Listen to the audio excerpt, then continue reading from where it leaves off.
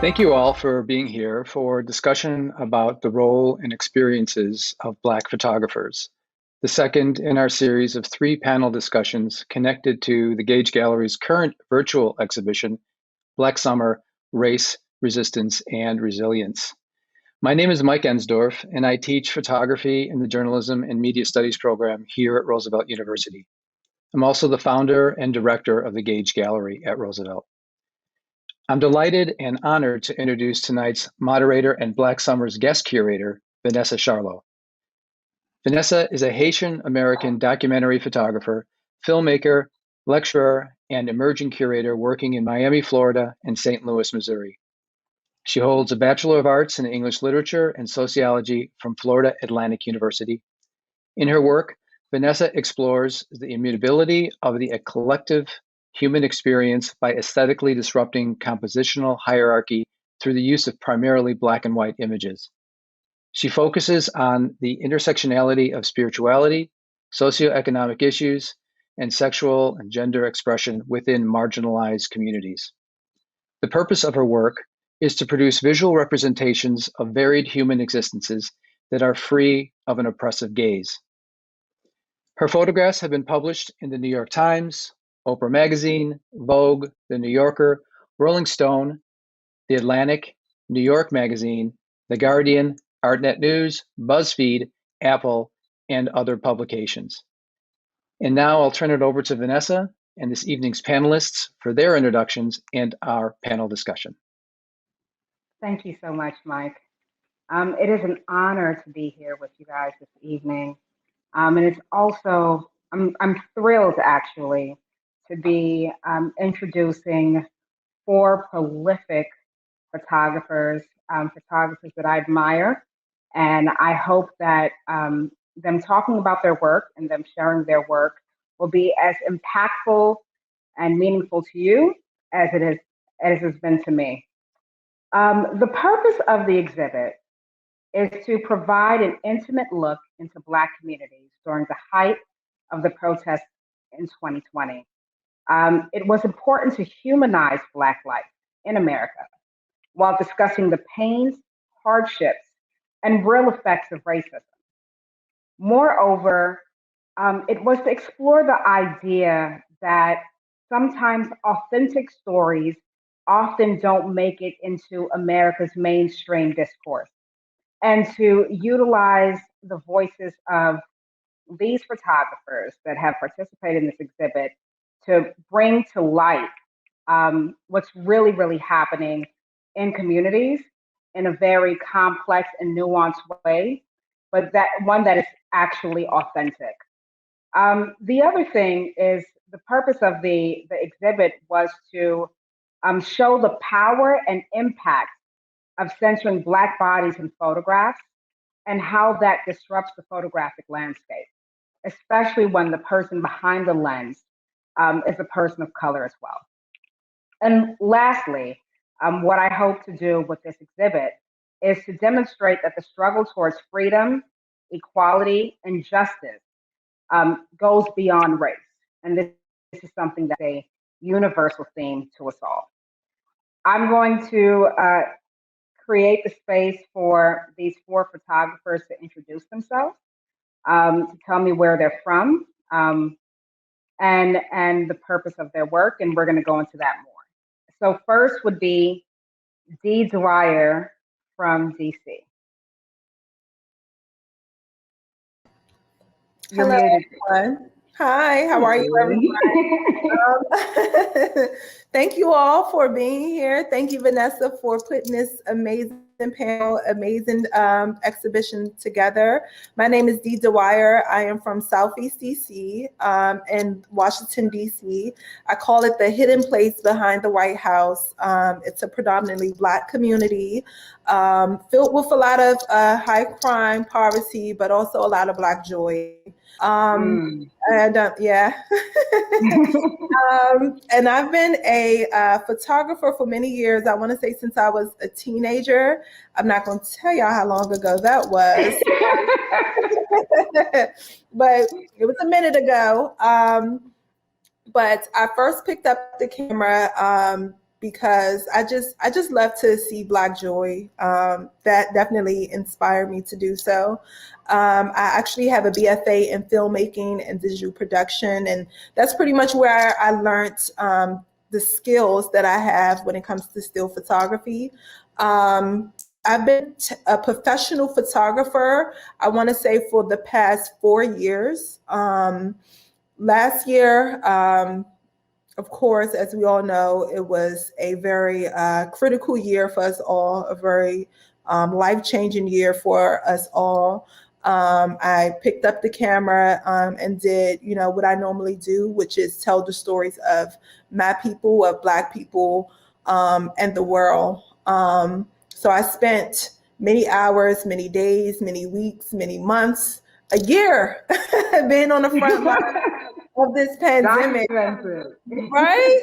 We're going to get into that. Thank you so much for the introduction, Dee. No problem. The next person is Jonathan Cherry. Hey, everybody. Hey, John. Hi, Vanessa. Hi, Dee.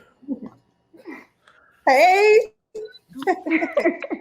Nice to finally be in the same room with all three of us, and then the addition of everybody else who will be introduced as well. I just want to publicly express my gratitude to Vanessa for being in such a, as an early career guest curator. You're really knocking it out of the park. And I think you brought together a lot of really amazing, talented individual folks of color to express ourselves over something that was very highly publicized and also very highly disputed last year. And it wasn't easy for any of us, but this combination of artists and all of our imagery really speaks to each other. And I'm honored. I guess that's all I'm trying to say. I'm honored. Thank you. And where are you from, John? I'm originally from Fort Bragg, North Carolina. I'm a military brat. Both my parents were in the Air Force, and we moved around a whole lot and eventually settled in the late 90s in a place called Louisville, Kentucky, which is where I still reside. Nice. Louisville, Kentucky is an interesting place because it is kind of born on the blood of people of color, Native Americans, and of Black people. Primarily the protest zone of Jefferson Square Park and Justice Square, Breeway. It's got all kinds of names. It used to be an old, slave stage where, people would bring enslaved people from up the river, and that's where everyone would be displayed, was on the steps of City Hall. And so that little bit of history known while shooting in those areas kind of adds to the content, adds to the weight of the content, I think. But I first started shooting the protest last year on May 28th, the evening of May 28th. My best friend shot me a text message and told me that seven people had been shot downtown in the protests, which was the first night. And nobody knew what was happening. And so we suited up, and I grabbed my camera and we went down. And I'd never been in a riot or a protest type of scenario. To be honest with you all, I never really liked taking photos of people. I was always kind of like a food and beverage, events, landscape, wildlife kind of guy.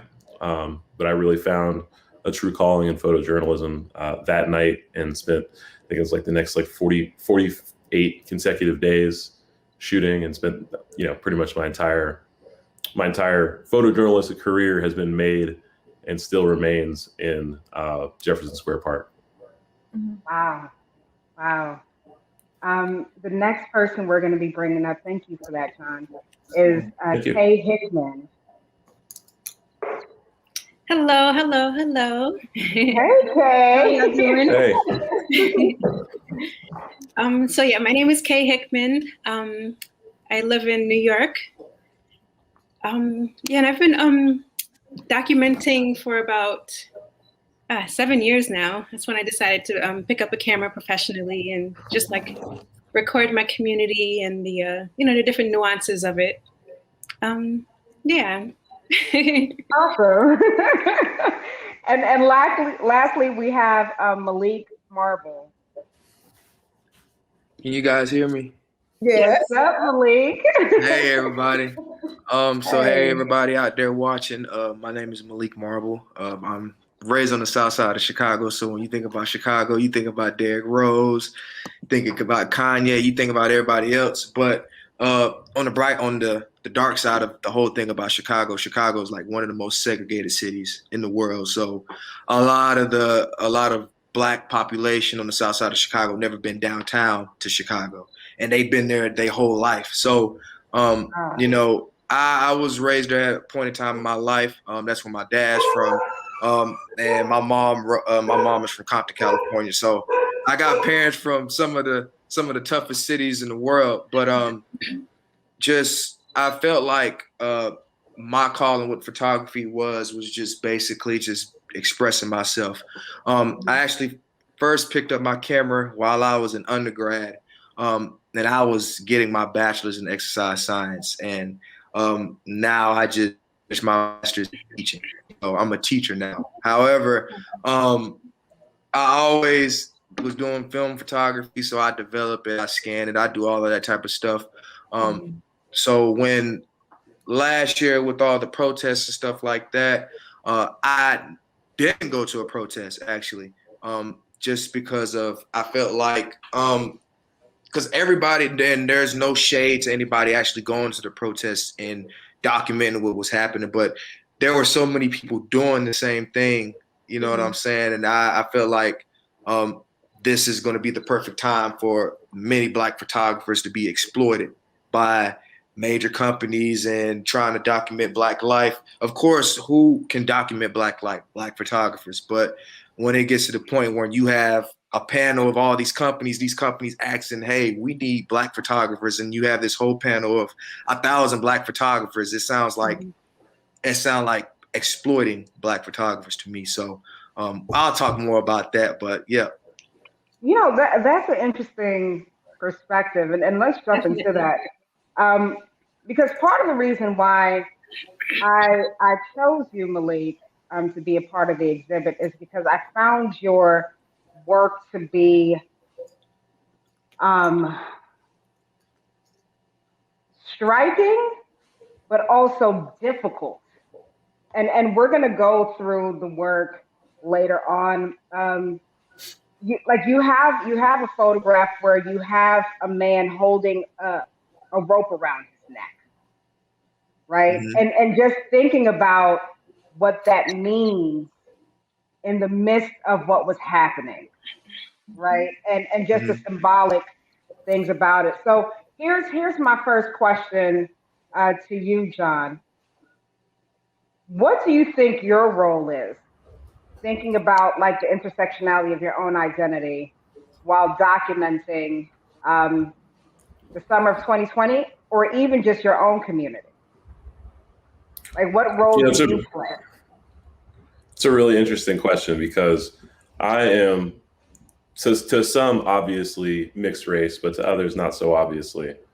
And I grew up in primarily white circles. I was homeschooled through middle school and high school. So, all of my schooling was done by my Black mother, but all of my friend groups growing up, my father was a white man. So I think I associated with him and socialized a lot like he did. And we moved where he did.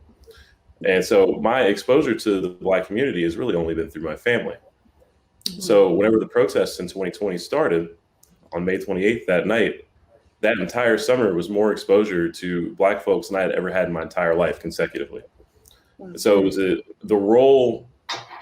It's not as much about the role that I played in the protests, because I think that role, was publicity. It was, the first like 8 days or so, people hadn't known anything about Breonna Taylor and her death by LMPD for a couple of months. She died on March 13th. Protests in Louisville started on May 28th.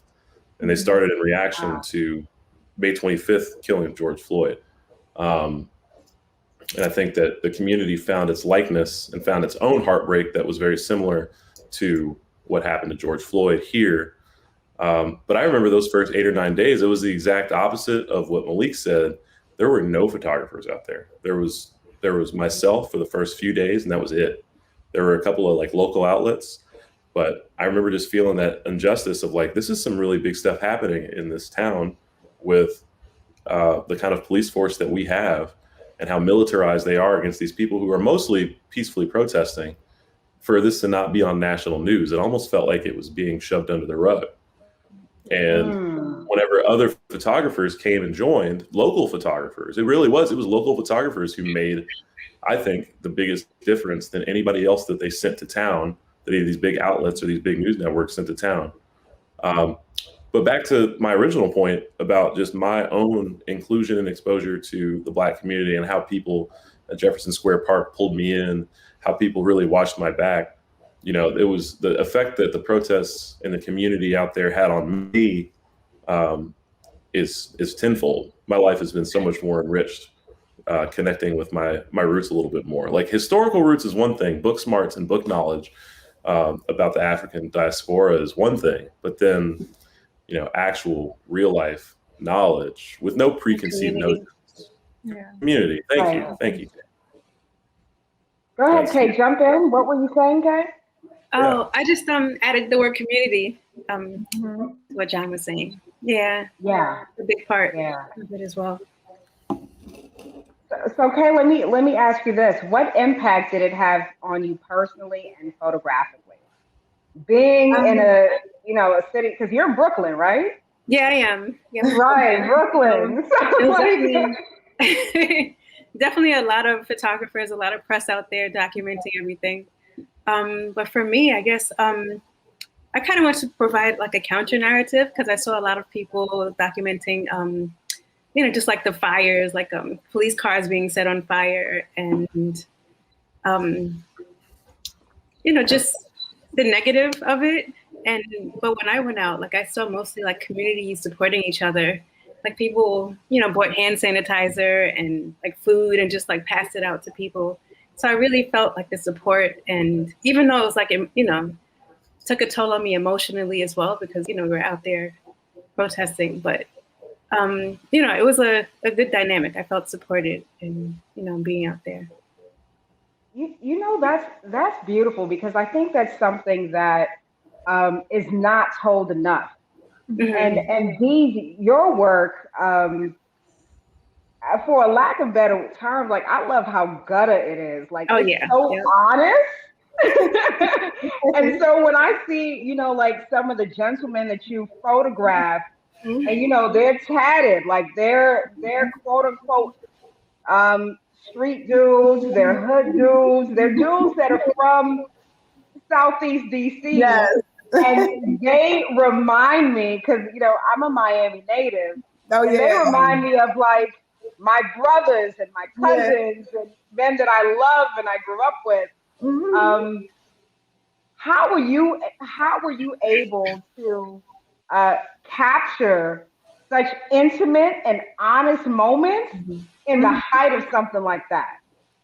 I don't know. For me, it just comes natural, like, I am from the hood. I'm from the ghetto. So like, my people and I, like, we just have, we can be in a crowd and we can spot each other. It's like, hey, when I'm going to them and we speak the same language, the same body language, the same verbal language, all of that. So I just gravitate towards my people and they literally gravitate towards me. When I go out, I never think of, okay, what am I about to do? Because I have some colleagues who are not Black. They try to map out exactly what they are going to do. Even some who are Black, it's only a small amount, that try to like say, I'm going to go out for this cover. I'm going to go out for this and that. I literally go out with just like good vibes. That's it. Like, that's all I want to do. If I'm going out to document chaos, no matter what it is, I make sure my energy is right. And literally, as soon as I go in, it literally comes to me, and that's just what it is. Yeah. That's what's up. Thank you for saying that. Malik, let me ask you this. How important it is, do you think, that the person behind the lens reflects the identity of those that are in front of the lens? Necessarily. Like, do you think that is important? For sure. So, for example, with the protest being Black and then the protesters being Black, of course, I feel like as a Black man, Black woman, I feel like you identify you can identify what your race is going through necessarily. So and it is very controversial to like really speak on, because you're just documenting what your people are going through. We done seen what happened for these past 400 years and so on and so on. So it gets to the point where there's nothing to be explained anymore. Like, we know what's going on. And just like with the protests that happened last year, and I feel like this one was the real turning point. It was just a lot of black people saying, all right, bro, enough is enough. We just can't do it no more. So of course, how does the public, what do they assume? How we not, we supposed to react to that. So, and in my perspective, when that was going on, it was just like, for example, people in the hood, they see this every day. The south side of Chicago, the southeast side of DC, they see this every single day. This is just on the mainstream of, the loss of Breonna Taylor or the loss of George Floyd, but there's countless of young teenage boys getting killed by the police.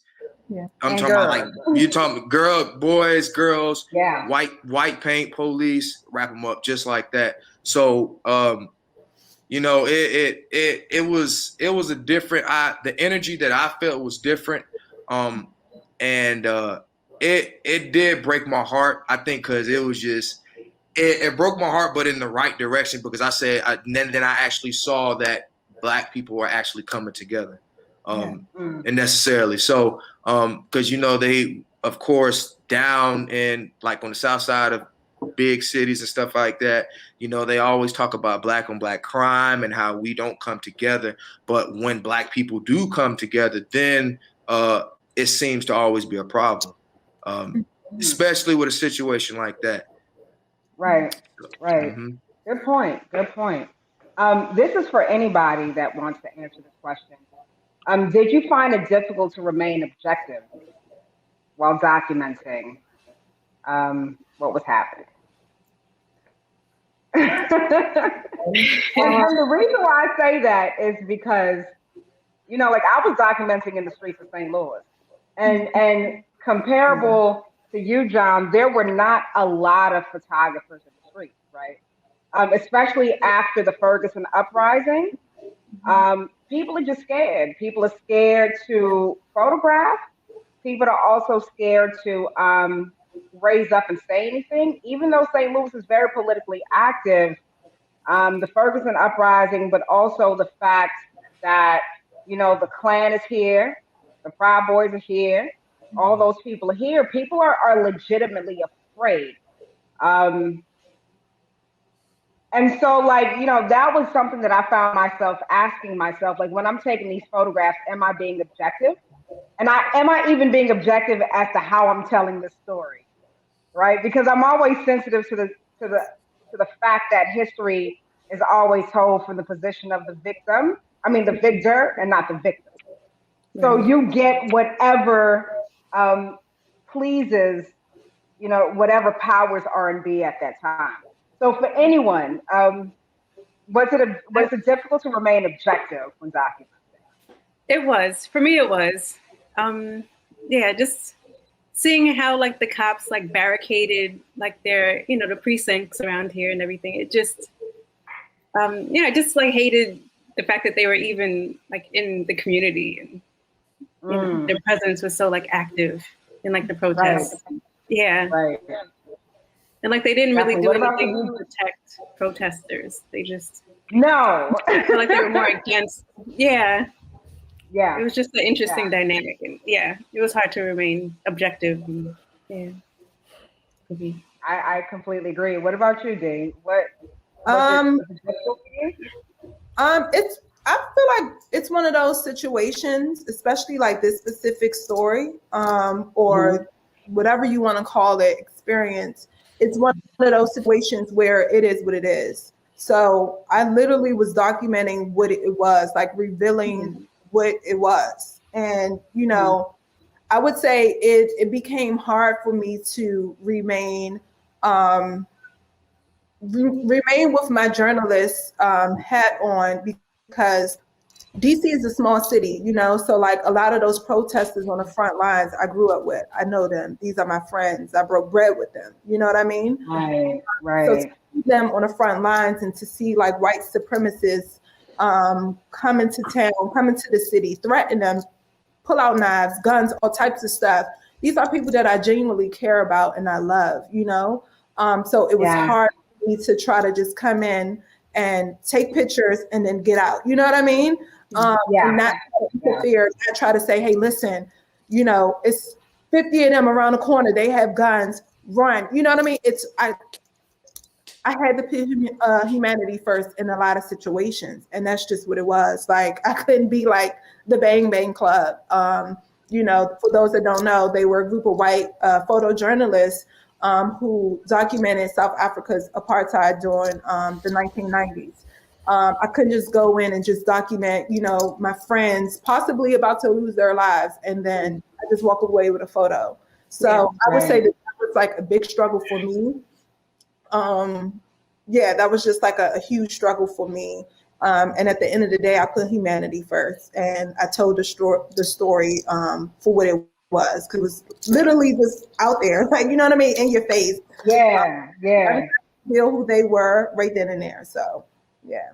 You know what? That's so real, because I think that the media, or even just people on the outside, don't understand that, like, this is literally your community.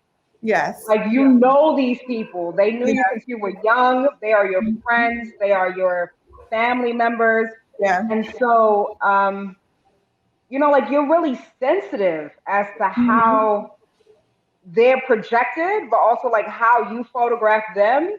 And like, you're so emotionally invested in what's happening, right? Like, you know, I remember thinking to myself that this is more than just like a hashtag. This is more than just something that's trending. Yeah. You know, like, for me personally, and both you and I, Dee, like, we're mothers, right? Yes. So like, just thinking about, like, this could be my son. Yeah. Or this could be my sister. Yeah. Or, you know, like, it's so personal. Let me ask you this, John. Knowing how the media presents our community, how did it affect your approach and your practice? So, because I remember you said before, like, you were like photographing landscapes and food and events and things like that. So, like, being mindful of how Black and brown bodies are presented across the American, you know, mainstream media, what was your approach like? So for me, for the longest time, for me, photography was just like another way to hustle. It was like another way to like make some extra scratch on the side. And I never really considered it an art form, but something that was always really important to me was representation, or the lack thereof. And how often you see Black people portrayed in media in a negative light, undignified. And so that was kind of like how I went out and how I wanted to compose, without altering the story, without omitting certain things, and without including things that weren't actually there. Was trying to show like dignity within these like really either mournful, angry, or joyous situations, stuff that people wouldn't see unless they were there and saw it with their own eyes. And that's kind of how, that's like the journalistic approach. Sorry, my dogs are outside. You can hear them from No, it's okay. But that's been kind of my approach that has stuck with me over the past year of entering this new field of work for myself, is you know, just displaying people with dignity no matter what they're doing, showing, as Dee said, just depicting humanity. And you know, there are a lot of situations that, you know, I would go out to the protest zones every day and shoot. And then I would go home and I would edit my photos and I would post them or share them or whatever. And I would see the difference between what I was posting and what was being picked up by outlets from other photographers that were stringers, or they were staff photographers come to town. And it was really surprising. You never saw any of the food giveaways. You never saw the people singing and dancing. You never saw people hugging. All you saw was that line of riot cops through the cloud of tear gas and somebody throwing a brick, or, you know, something of that nature. It was never the full, like, encompassing story. Yeah. Because all of those things are all part of are all a part of the protests. Yes. And Oh, yeah, for people are a sure. lot more. They're a lot more full and more well-rounded than they're portrayed in the media. Yeah, like they're totally presented as like these one-dimensional beings, right? Yep. The only reason that person came down there that night was to go throw a cop at this riot cop. Right. Or throw a brick at this riot cop. That's the only reason. Right. Like it's sad. Okay, let me ask you this, Malik. With your portraits, and you photograph beautifully, by the way, what message are you trying to convey? Like, what are you trying to say with your work? So how I do it is I just basically try to make you find your own perspective in it. But from my perspective, during that time and forever on, I feel like just when I'm documenting Black bodies and stuff like that, I actually just want to show you that whatever you're going through, look how beautiful you are. Like, you just look how beautiful you are. So with those protests going on, and I think just the whole African American community was at an all-time low. Every day we seeing photos of, cops, really just basically destroying these communities and stuff like that. So of course, people are really just, there's a lot of hatred, of course, and all that type of stuff. But just like, for example, one of the portraits that you guys showed today, of the woman that I took, and basically the Black woman to me is the most hated woman on planet face of the earth. You guys go through the most I've ever seen in my life. But through all of that, y'all are still the strongest. You know what I'm saying? Just like, that's why I got so much respect for my mom, my grandma, and stuff like that, because you guys are the strongest. So regardless of whatever's going on, you're still strong. So in my portraits, I want to show the beauty, because just being Black is just hard. It's hard enough. You can't do things that certain, like, for example, another reason why I was contemplating going to a protest is because of me just being a teacher. Me being a teacher, and for example, somebody get a picture of me at a protest, and then they go back to the school district and be like, "Hey, he was out here today," or I got a camera that look like a gun, and police like they just try to say, "Hey, he got a gun," and then I lose my life. So there was a lot of things that I thought about that just made me just stray away. But at the same time, I was still working because I didn't really necessarily see a lot of photographers doing this. A lot of photographers were just documenting the protests every single day. Some were actually documenting stuff, I feel like, just genuine, true from their heart, but a lot were just really trying to document stuff to actually be, put their name into the pot of, famous photographers, or get there. And I feel like that's not what it's about. Yeah. Mm-hmm. So, and like I say about, like, when I was talking about, like, exploiting. So, I recall now all of a sudden all these big companies are talking about now Black Lives Matter, and now all of a sudden now Black photographers matter.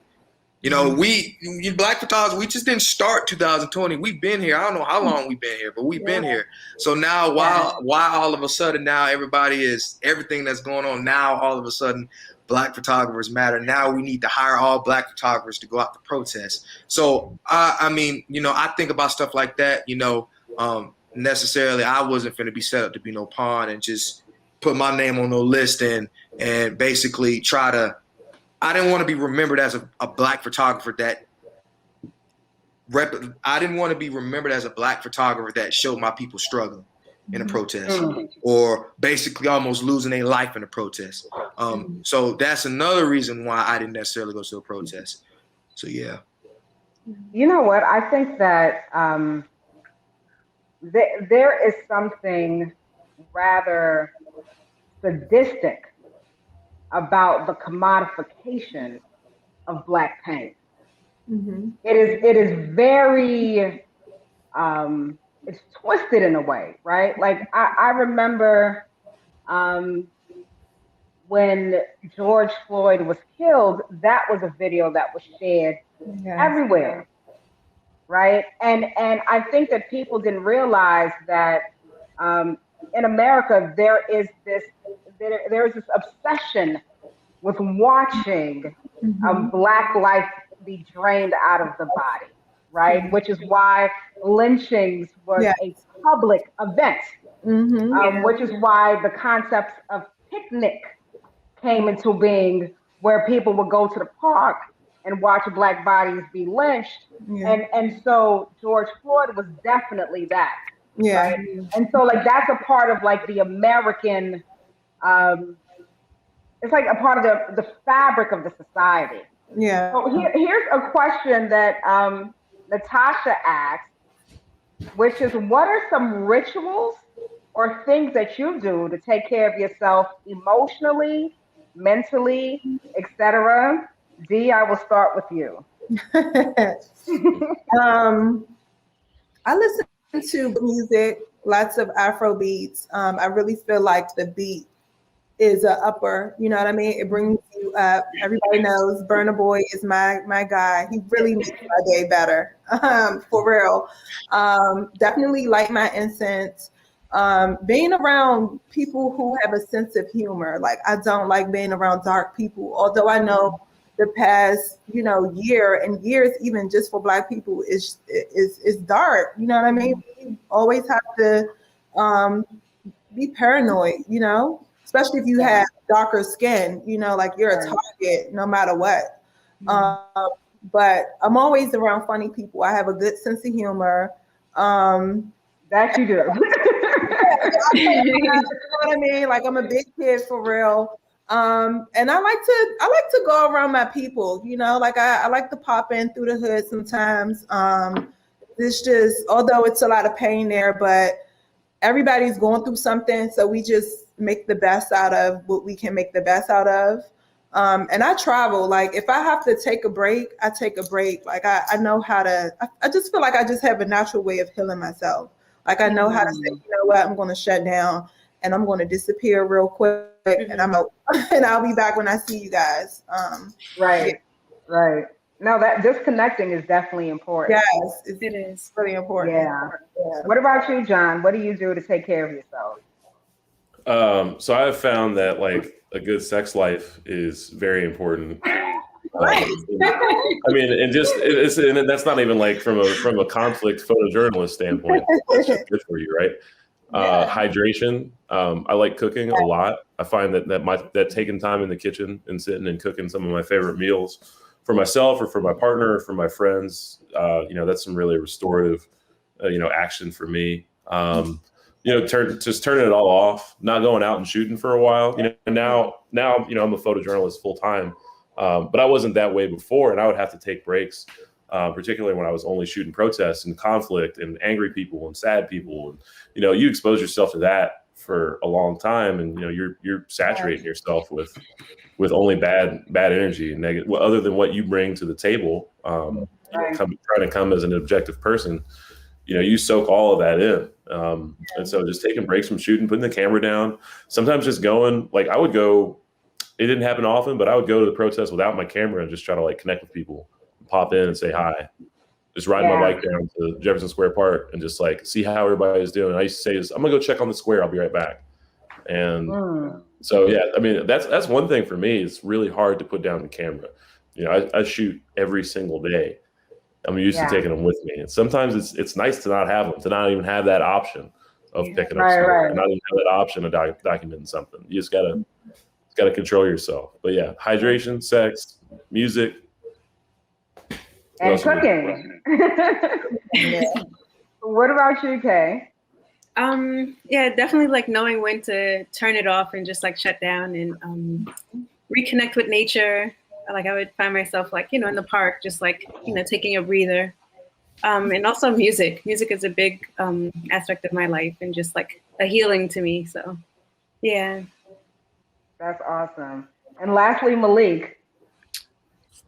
I'm pretty sure, music. I listen to a lot of old music, honestly. Okay, so who can say old, like to the audience. Who's your favorite old school singer? Let's see how good you are, Malik. Well, I'm gonna be honest with you. I'm gonna be straight up. Since I figured out I was Nigerian, I've always been listening to him for like since I was a little kid. But Fela Kuti is my favorite artist of all time. Yes. I literally, and Fela Kuti, his music, I swear would be like 15 minutes straight, and I listen to him a lot. I listen to Wizkid. I like Wizkid a lot. Mhm. I really like Wizkid. I didn't know he was that talented. I've been for the past 2 weeks. I've been listening to his album from front to back. Just when I go to work, to the school, I listen to him all day. I like Wizkid a lot. Kendrick Lamar is still my favorite. Kendrick, Common, and I love Common. What did you say, T? I said you gotta have J. Cole. Yeah. I like J. Cole, but I don't try to get into that argument with K. Dot and J. Cole. No. No. I mean, they're both good. Yeah, they're both good, but who do I prefer? I listen to K. Dot more, but I listen to Pac a lot. I've been listening to Tupac. But necessarily for my mental health, like I said, I listen to a lot of music. I'll listen to the same song all day and get ideas. That's how I work. So certain songs that just really touch me, like I recall myself listening to a song like 40 times in one day. Wow. I just find ideas that way. I think it's probably because I got OCD or something like that or whatever they be talking about. But I play my game. You know, I got one of those PS5s and I do that. I actually do poetry now. I've been starting to write down my thoughts. I think that's been helping me a lot. And actually, you know, putting my camera down a lot, like I feel like it's just dependent on the person. I know a lot of people that, you know, like John said, you know, he got to keep his camera. He got to pick it up at all times.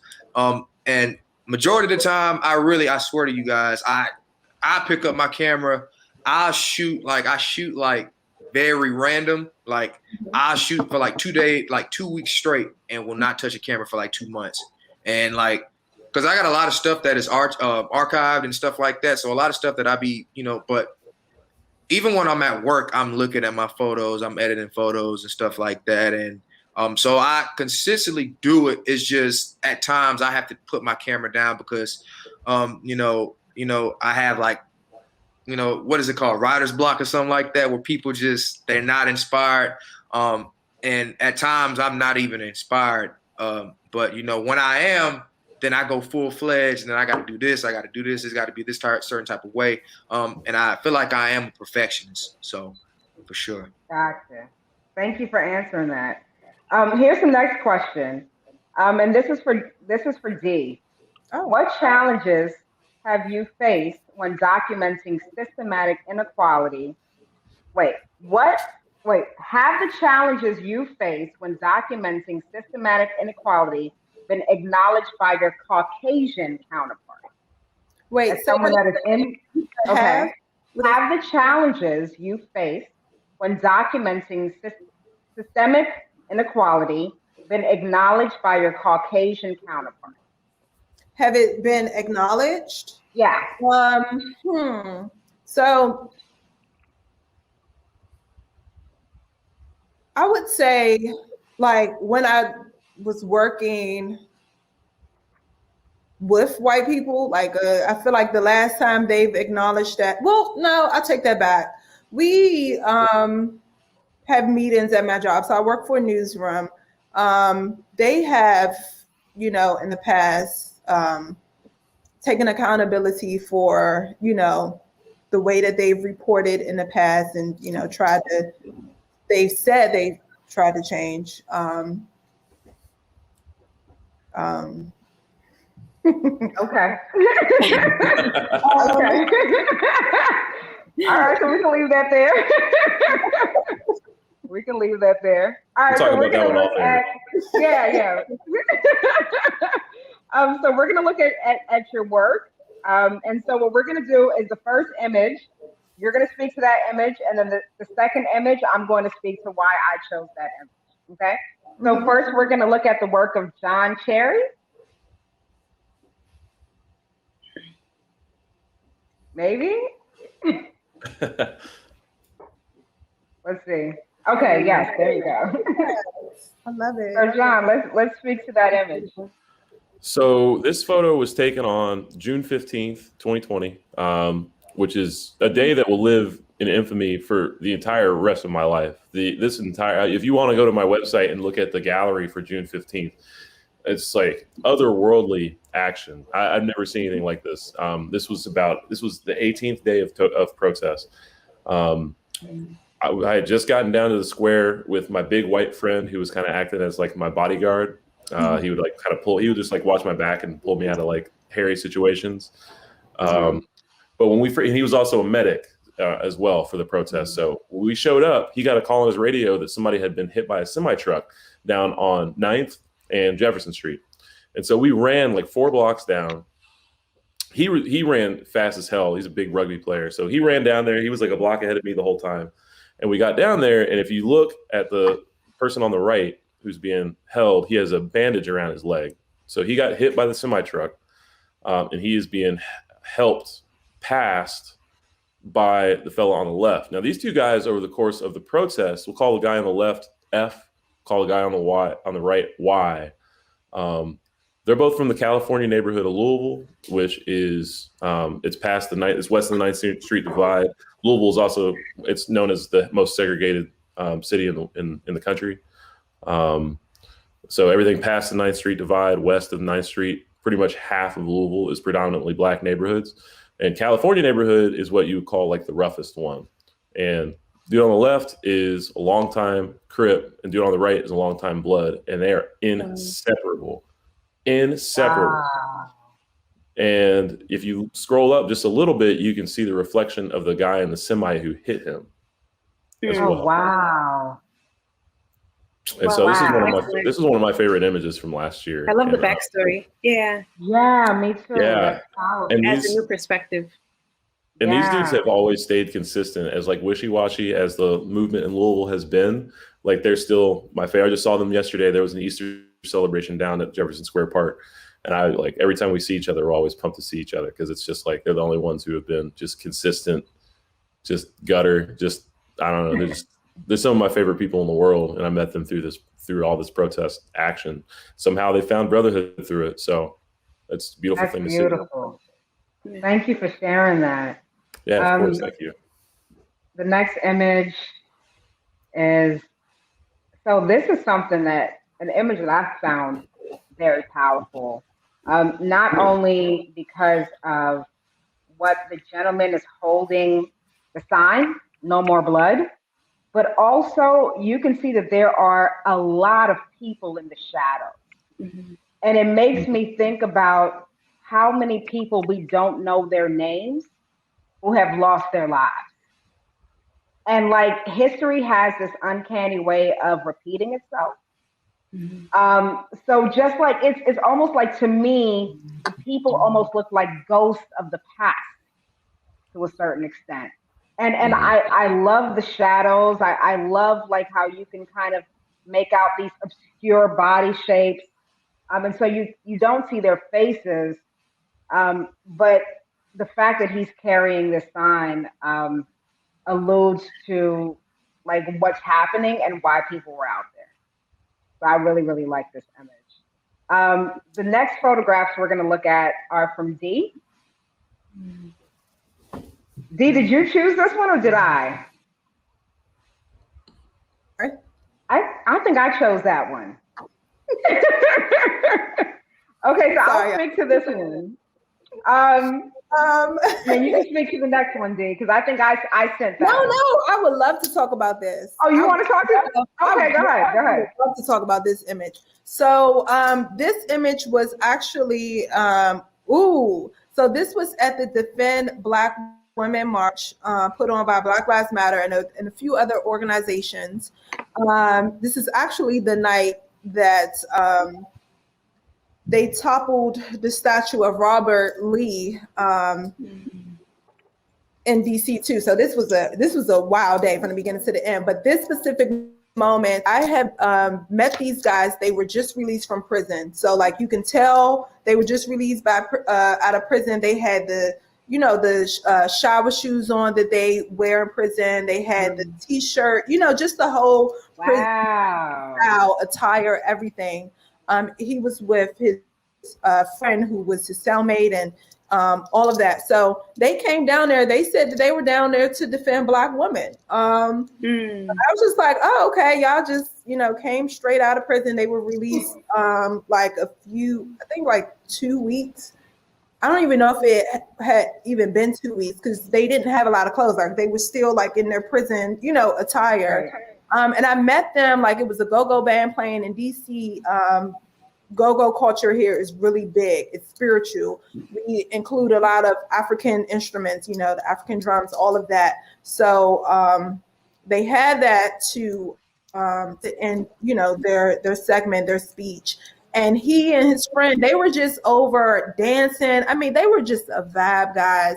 And I gravitated towards them. I was just like, who are you all? Because I noticed that a lot of the media, they just wanted to focus on the people, the other people, the band, the speakers and stuff. But I saw them and I was just like, you know, I started talking to them. And this guy right here, I just love his whole attitude. First of all, he didn't know me. But we started talking. We had a long conversation. I told him a little bit about my life. I even told him, you know, I'm a single mother. Like we just really connected. And I told him my story. And I love how he was just like, anything you need, sis, you know, I have you, whatever you need me to do, I got you. You know, that's Black language. But I love this moment because you can tell that he's going through a lot of hardships. Like even just talking to him, you could tell that psychologically he's affected, of course, by being in prison for so long. Like he was in jail for like over 5 years, and he's been out of jail his, you know, pretty much his entire life. But I love this moment of him just being so calm, and you know, I feel like I documented his innocence. You know what I mean? He looks so vulnerable, right? Yeah, it's such a tender moment. Yes. But then I also love his tattoos. I love how he has "fuck you" written across his eyelids too. So he's like, right, you know, I'm nice and I'm sweet, but then also part of me. Yeah. I carry a lot. He looks very pretty, you know. Yeah. And facial features, everything. He's beautiful. His eyes are beautiful. Everything is beautiful about him. Unfortunately, he's just somebody that just had to become, you know, he's a product of his environment. And coming to find out, we grew up around the corner from one another. So we started naming people that we knew. It was just a beautiful moment, you know, that we ended up connecting. Yeah. Wow. Thank you for that backstory, Day. Yeah. The next image. Oh, yes. Yeah. So, this was definitely deep. It was a crowd in front of what is it called? The White House. A crowd in front of the White House. You know, I tried to like block out that situation, but it's a crowd in front of the White House. So near Black Lives Matter Plaza.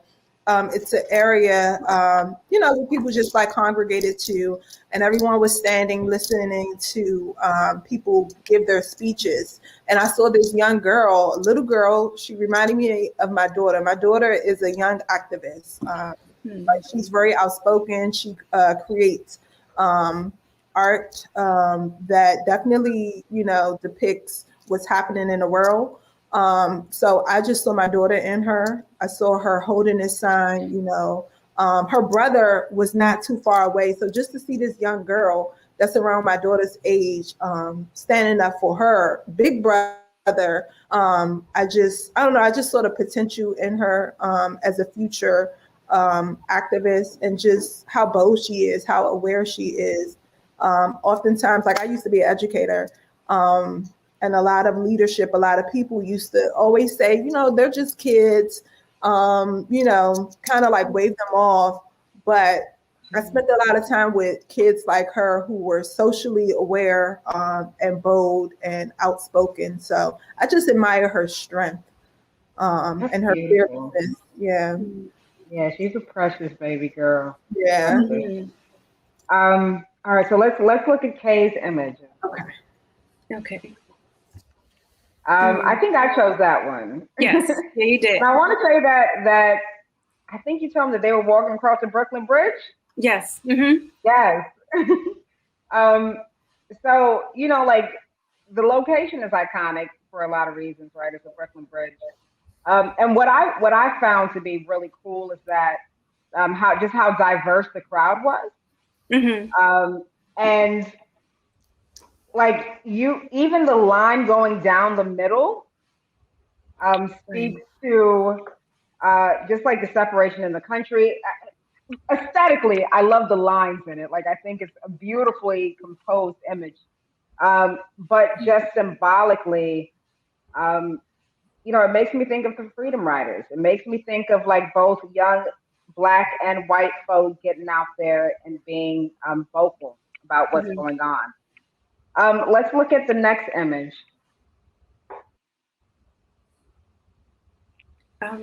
Yeah, so this was photographed at Calvin Plaza in Brooklyn, and this is Royal G. But he, like, I guess earlier, like before this was taken, it was a memorial for George Floyd, and Terrence Floyd, his brother, spoke and everything, and it was just like really emotional. But I just love this photo because it was like after, like, I guess 10,000 people had like cleared out of this place. And wow. Yeah, and like he was just standing there, and it's just like, singling him out, and he has like the flag and the army fatigues and everything. So it's just like him representing, the many. Like I don't know, I love this moment. Yeah. Yeah. It also makes me think about like American hypocrisy, right? For him to have like on the flag of the land of the brave and of the free and all that. Yeah, so much symbolism. I can't breathe. Yeah, and for him to be in fatigue. Very powerful image. Lastly, let's look at Malik's work. Wow. So I actually chose that image, and that's the image I was talking about earlier, with this brother holding the rope. And to be honest, like when I came across Malik's work and I saw this, I was like, I gotta have him. Like I have to. It's so powerful, right? When you see like what's behind him in terms of the building, and it kind of looks like a dilapidated building. Him holding his own rope around his neck, the black body, it makes me think of Billie Holiday's Strange Fruit. And then, like his beautiful hair and how it defies gravity. And so you have this almost like gorgeous black god-like figure with a rope around his neck. It's a beautiful photograph. It's equally to me a haunting photograph. The next image, Malik will speak to that. So basically, go ahead. Yeah. I actually wanted to speak about the last image too, if you let me. Okay, go ahead. So basically, me and one of my homies, this is during all the protests. And like I said, I didn't choose to go. But I wanted to just basically show the reality of what, for example, just, of course, in this photo, a black man. So necessarily as a black man, you strong, but the system has just basically found different ways for you not to succeed. And however, with the system basically finding ways to not let you succeed, that can, really mess up your mental. So that's where a lot of African American men, they fall into this trap where they're fascinated by the wrong things necessarily. And then all of a sudden, it's basically, what I'm trying to say is basically, regardless of how the system portrays how black men, black women, and necessarily, and how it sets them up not to succeed. But at the same time, black people got to figure out how to, find different ways to succeed. So if you're fascinated by materialistic things, you're worrying about the wrong things, or necessarily doing just the wrong things in general, you're hanging yourself by a rope too. You are basically limiting all the opportunities that you have. All right, even though they are hard, there's a lot of black people out there that are just influential. They're successful, and they did the right things. So, and like I said, a lot of them, for example, they get into trouble and they get into the prison system. All right, they cut their opportunities short. So that like just basically you hanging yourself by a rope at the same time, you are basically cutting off all opportunities that you do have. So that's the significance of this photo, I believe. Thank you for providing that context. Yeah, wow. So it's actually 8 o'clock. Oh, it And is. this time, yeah, I know. It went by so here's fast. I know. So here's what I want you guys to do very quickly. I want you to tell me what you got coming up next. Like if you're working on infill projects, where can we find you? And then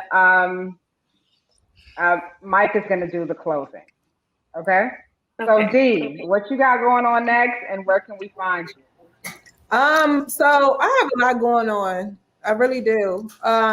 What my main focus right now is to utilize my filmmaking degree. So I'm working on a few film projects. One is about single mothers. The other one is also about Black photographers. So I have that, and just taking care of my babies and just focusing on being like happy and buying property in Jamaica so I can go ahead and dip out. Because y'all are more than welcome to come when I get. Yeah, I want to come visit, definitely. Yeah, right. And where can we find you? So you can. I'm big on Instagram. I know I have to step my Twitter game up, but Twitter, Instagram, everything is all the same at D Dwyer Joints. We do not say joints, we say joints in DC. So that's why I spell without the I, because people are like, you don't know how to spell. Yes, I do. But it's right here in the tagline. All right, awesome. John, what do you got going on next, and where can we find you? So I'm a living, working photojournalist. So I take assignments just about every day, anywhere in the country. So I am pretty much just constantly working. So if you want to keep up with what I'm doing, you can look at my Twitter or my Instagram, which is in this part right here.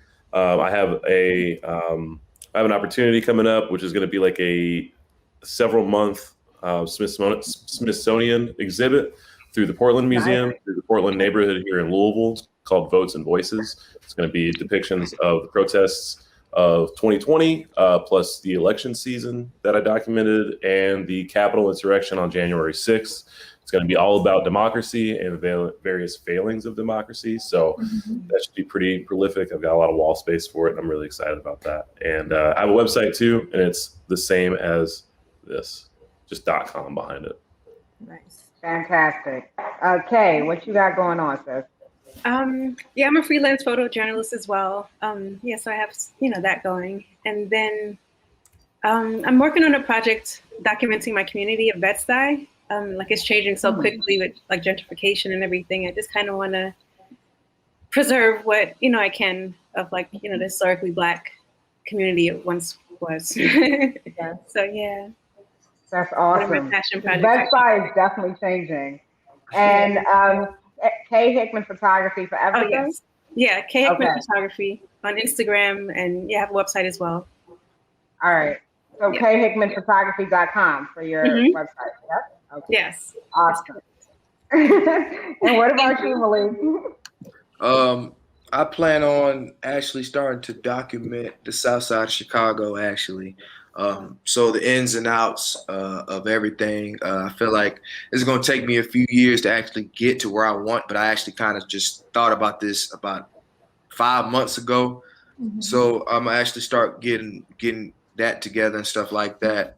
And that's about it. And, at Leak from 87th on Instagram, and my website is whereisleak.com.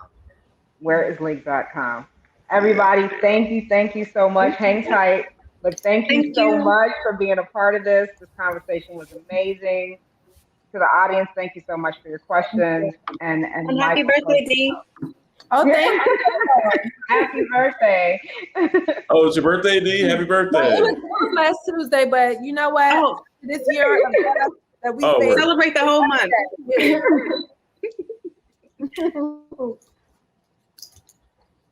So great.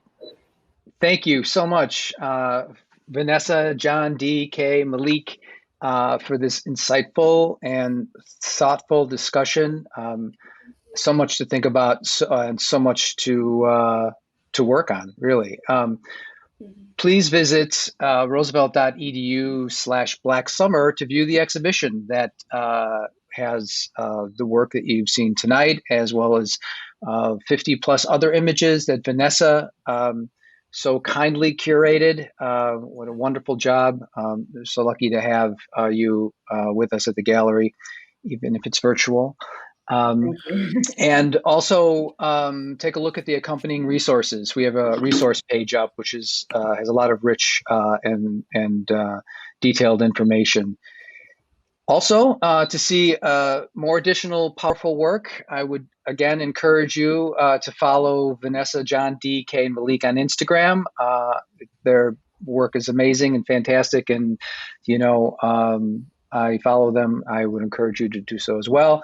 And lastly, please follow the Gage Gallery on Facebook for updates regarding our third and final panel discussion, Visual Journalism and Telling Diverse Stories, which will take place later this month.